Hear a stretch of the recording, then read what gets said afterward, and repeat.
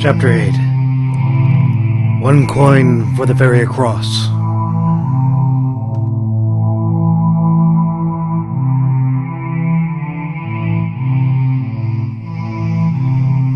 The oars sloshed into the black waters, propelling the flat-bottomed old John boat into the dismal murk. For a long while, no one spoke a word as they were enveloped by the low-hanging fog. The trip was far from silent. Groans and loud shrieks echoed through the twisted trees of the odious, mosquito-ridden bog. "Surely there's another way to the oracle, or perhaps a different oracle," Preston suggested fearfully. The boatman grunted as he continued to row. There is always another way." Gruen glared at Clove. "What other way?" The old man let out a raspy laugh. "You can swim," he offered. Preston gulped as he caught a glimpse of a pair of red eyes looking up at him from the surface of the water. "No, thank you," he said quickly. Swatting mosquitoes, Gruen glared at the old man and then at little Clove, who seemed unaffected by the swarm of bloodthirsty insects. "What sort of game is going on here?" he demanded. "Why aren't you two getting bitten?" The Clove blinked, surprised by the accusation, but then he noticed that it was true. The mosquitoes weren't landing on them either. The boatman grunted. "The smoke helps some, and the garlic thins out the blood. Makes me less appetizing." At the moment, Preston's concerns were not with the mosquitoes, but rather the boat's wet floorboards. "Rugeth, does the bottom of the boat seem to be getting a little bit damp to you?" Preston tried to keep calm, but it was steadily getting worse. Rugeth looked down and saw the water was now covering his feet. He nudged Gruen to see if he had noticed it as well. The boatman, however, wasn't concerned in the slightest. He merely put up his oars and tied the boat line to a low-hanging branch and began stuffing fresh tobacco into his pipe. "Just a small leak." What?" Gruen spluttered in disbelief. Preston's face went pale. "We need to turn back," he exclaimed in panic, trying to grab at the oars. But Clove gripped Preston by the back of his blue tunic and pulled him back into his seat. "We are not turning back," he snapped. The old man merely shrugged and struck a match, clearly more concerned about starting up his pipe again. He took his time until he inhaled a satisfying puff of grey smoke, and then he gestured to the left side of the boat as he exhaled thin lines of swirling smoke. "The oracle is there," he announced. Clove quickly looked out into the bog. Out of the gloom, about 30 yards away, the faint glow of torches could be seen through the fog. Rugeth turned toward the boatman. "Well, why have we stopped?" he asked impatiently. The old man took another drag of his pipe and glanced out at the torches. "This is as far as I go." Rugeth frowned. "If it's a question of money," he began. However, before he could finish speaking, the old man reached under his seat and pulled out a heavy hourglass and set it down to the seat next to him. "You have until the sand runs out." Hearing this, Gruen became irate and pulled a dagger from his belt. "You low-life dog! You're taking us to the other side and coming with us, so help me, or I'll gut you and roll myself. Now let's go, he commanded. The old man merely settled back and raised his bushy gray eyebrows and sucked at his pipe thoughtfully. He flipped the hourglass over, starting the time again. I suppose you'll know your way back out of the swamp, he replied coolly. Suddenly the boat rocked violently, and there was a loud splash. The three knights looked at the back of the boat, which was now empty. He jumped! Preston exclaimed in shock. Sure enough, the young warrior was holding his boots above the black waters with one hand and swimming toward the torches. Preston, he was right behind you, and you let him go! Rukith exploded, rising to his feet. Go after him, damn it! Gruen shouted, still waving his dagger about. Preston's eyes grew wide. In the water, but I can't swim! Gruen glared at the young blue knight in disgust. You little liar! He knew full well that Preston was the best swimmer of all of them. Enough! Rukith snapped. Preston, stay here with the boat. Make sure the treacherous old fool doesn't take off without us. With that, he jumped into the water and went after Leclove. Gruen scowled sourly and followed after Rukith. Sopping wet, Leclove hurriedly pulled himself up into the rickety old boardwalk and turned to watch the two knights splurting about, cursing at him as they swam. That wasn't so hard, he teased as he slipped on his own dry boots as Rukith clambered up onto the wooden planks. Gruen shouted back angrily, Shut up and help me! Leclove smirked and headed into the fog. Rukith turned to help his comrade out of the water. For a moment they hesitated, both of them looking back at the dark silhouette of the boat. Rukith turned and urged them on. We don't have time to waste. Magic. Leclove could feel it. An ominous presence saturated the place. Like a mist, he could feel the raw charge tingling in the air, on the hairs of his skin, and the back of his throat. Up ahead loomed a giant weeping willow tree, the trunk which could have easily fit 3 or 4 houses in the center. The great tree's massive gnarled roots twisted about and entwined the stone ruins of a forgotten city. All that remained was the crumbling remnants of the walls and foundations. The rest had sunken into the inky black murk. Don't tell me you've lost your nerve, savage! Rukith chuckled as they passed him by. Leclove said nothing, but lingered back for a moment.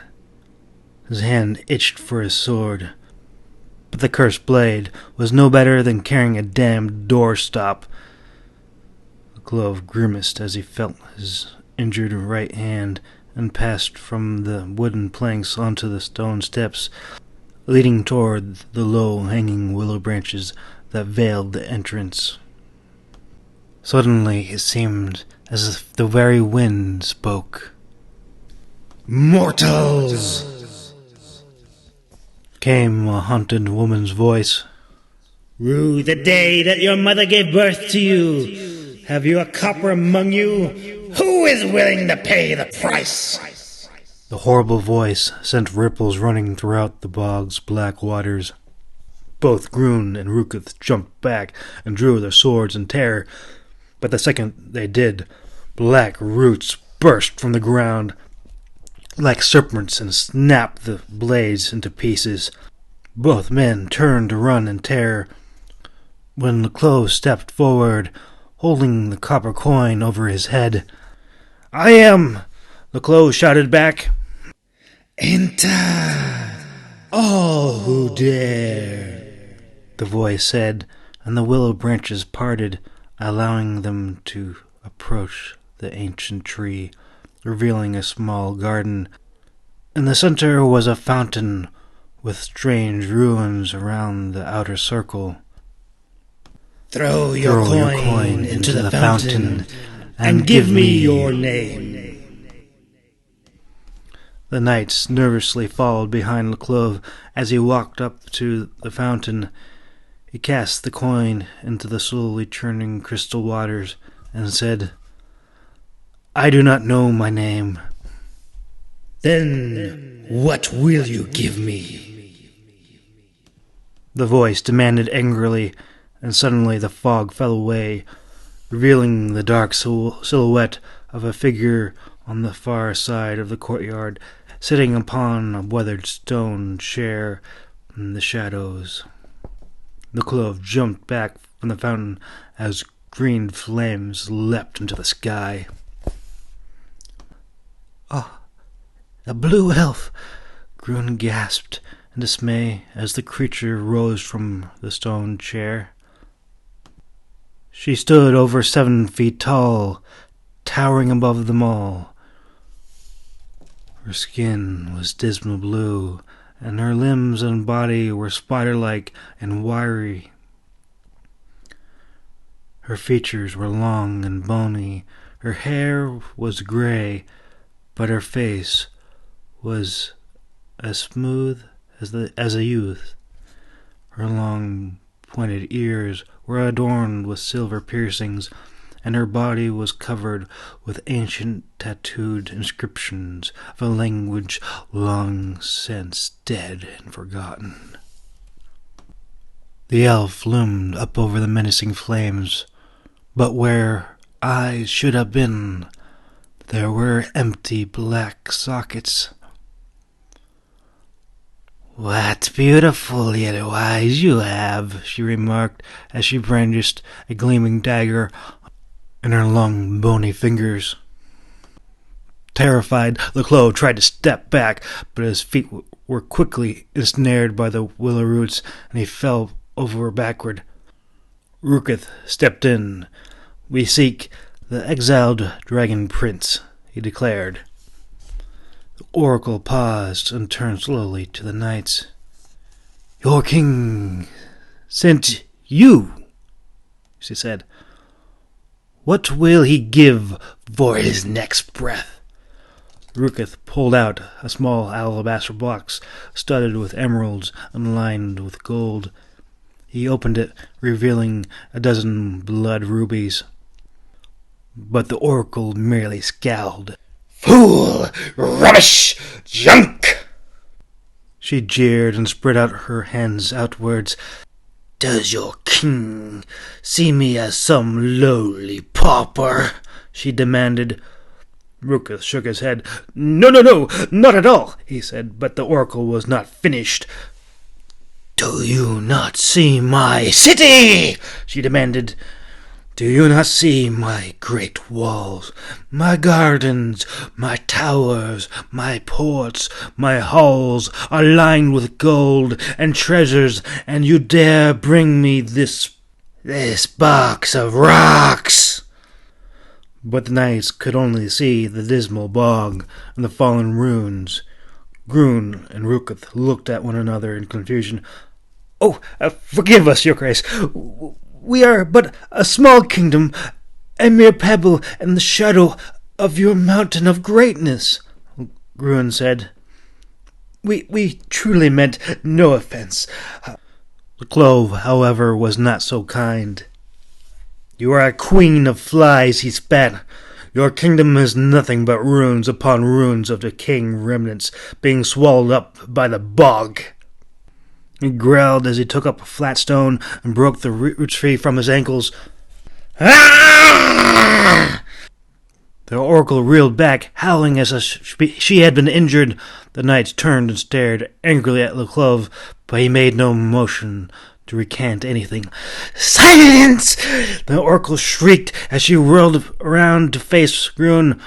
"What is he to you?" she demanded. Grun glanced over at Rukith and then back at the oracle. "Nothing, your grace. Do what seems right to you. But please, if you would, our king is gravely ill." "What will you give me?" the oracle demanded. Anything, your grace, Grun answered quickly. I want the sacred lily from the fire dragon's pond, she declared. Grun's eyes widened. We surely do not dare steal from the exiled dragon prince, your grace. Anything but that, of course.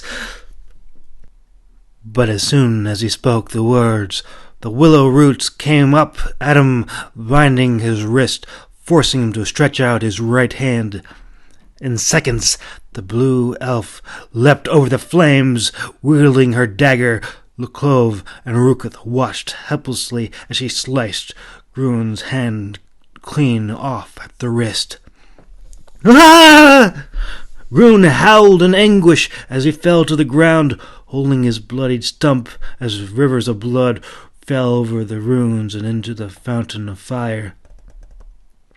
You are so willing to sacrifice others. Go, beg the dragon for your lowly king's life. Your own hand will lead you to him. She cursed as she wove her spell, forming a crystal orb about his severed hand, and set it down in front of him. Leave now, shameful cowards, she snarled.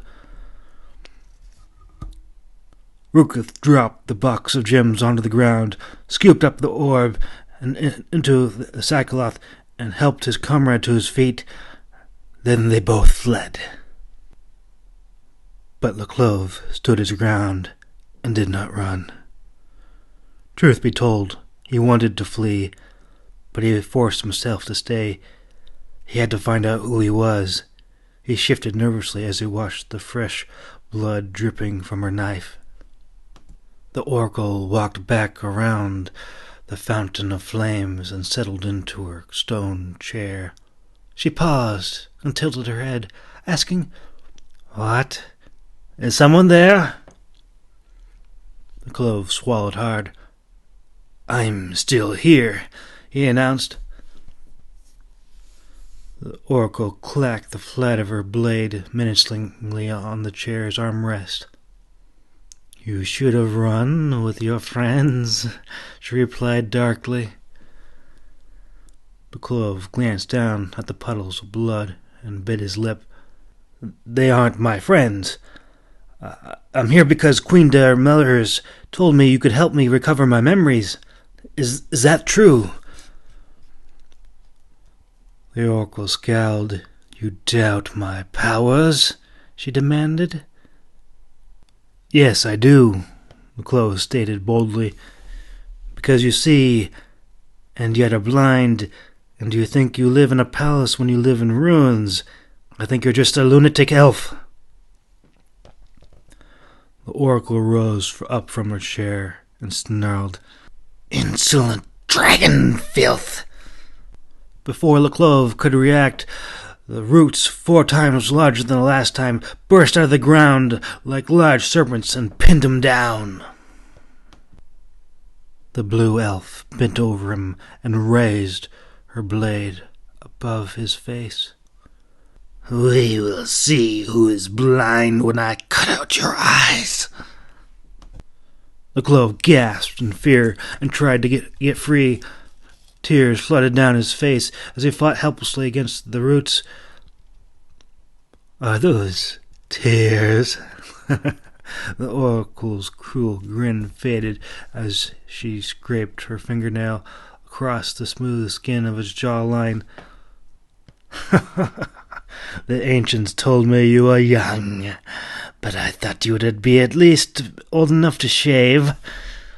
"Good hell!" Laclove cursed and tried to turn away, but the oracle held him tight. He trembled as he felt the cold blade against his face. "And what will you give me, boy?"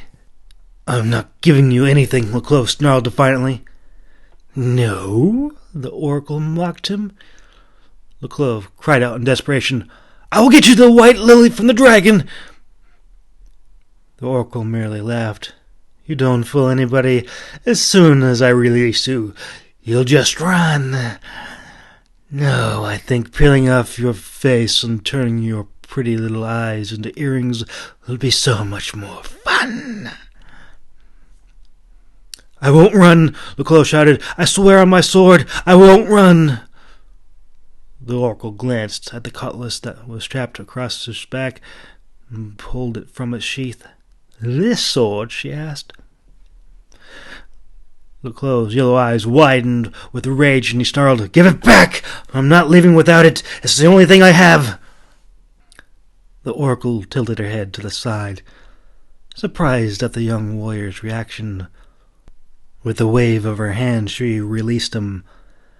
Very well. By your sword, bring me the lily from the dragon's sacred pond.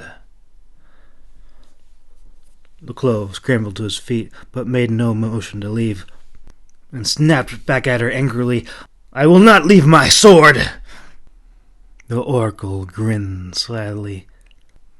Why not? It's more than a fair trade. Your name for your father's sword, in exchange for your life, don't you think? Leclos? She asked, pausing to emphasize his name at the end. The pyro's eyes widened, and he stepped back at the sound of his own name. He felt sick. No wonder why he had felt so close to the sword. Do you still doubt my abilities? Leclos swallowed hard. Was I evil? Her black eye sockets gazed right into his. Evil. Do you feel evil? She asked. Fear gripped him. I don't know, he answered truthfully. The blue elf planted the cutlass, his tip in between the gray stones at her feet. Neither do I, she replied as the roots twisted around the sword to hold it in place.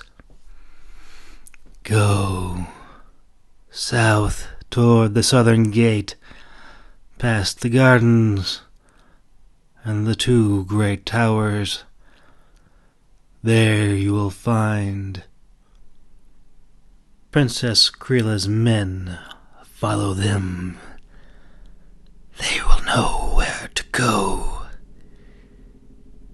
If you return with the sacred white lily, you will recover all that you have lost. She pointed into the opposite direction he had come from. If anyone stops you, tell them the Queen of the Sapphire City has sent you, she instructed.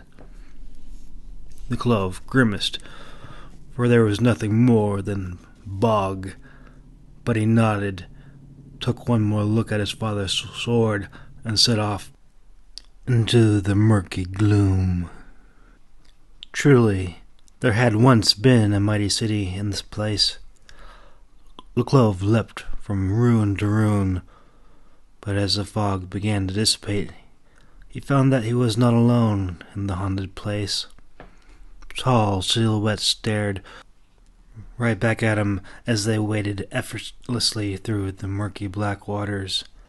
Some gathered long reeds, while others sat upon the ruins fishing, and others peered out from the tall, crumbling stone structures.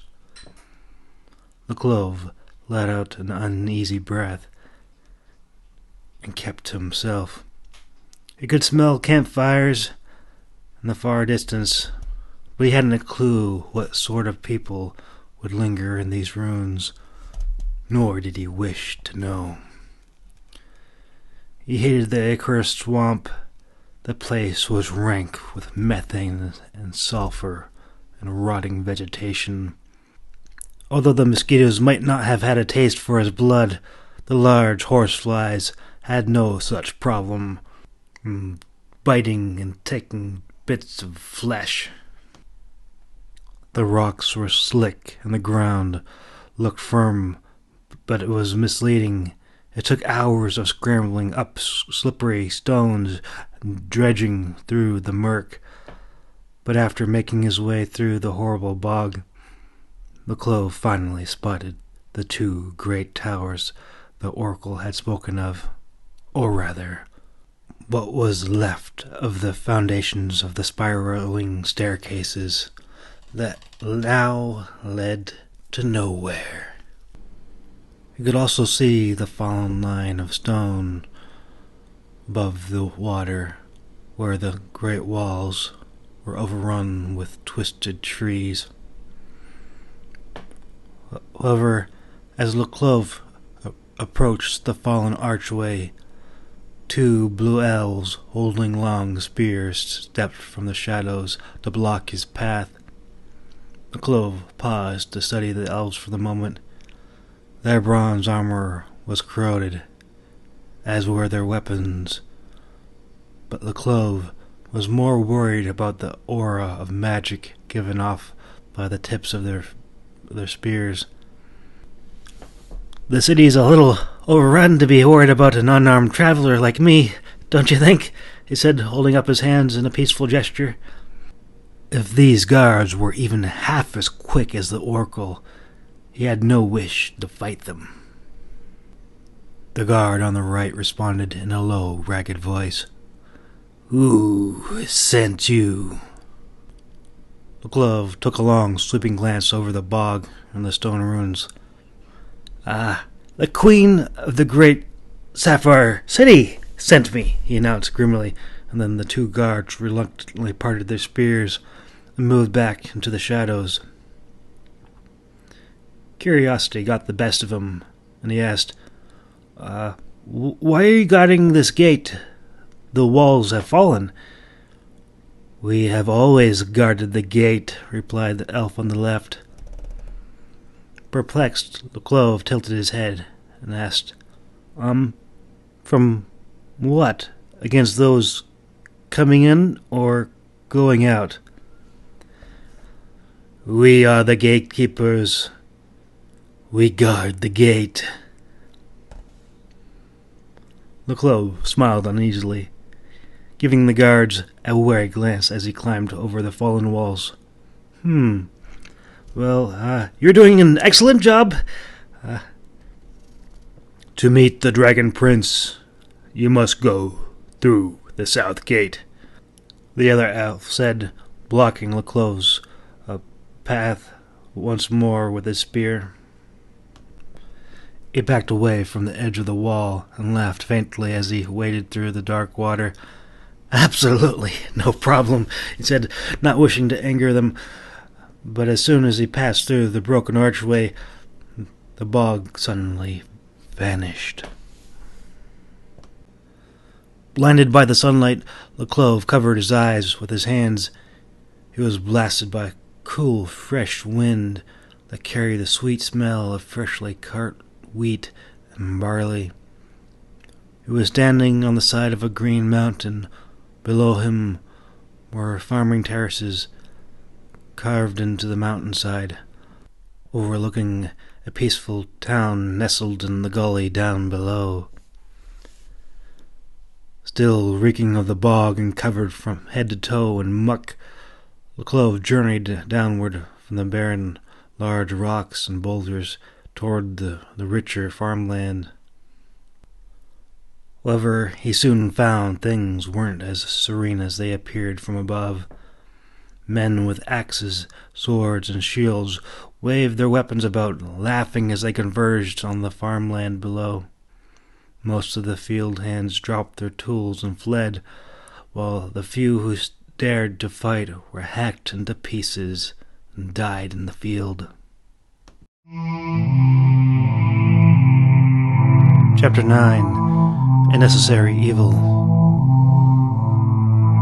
If you would like to read along or support the channel, you can find this book on Amazon and Kindle.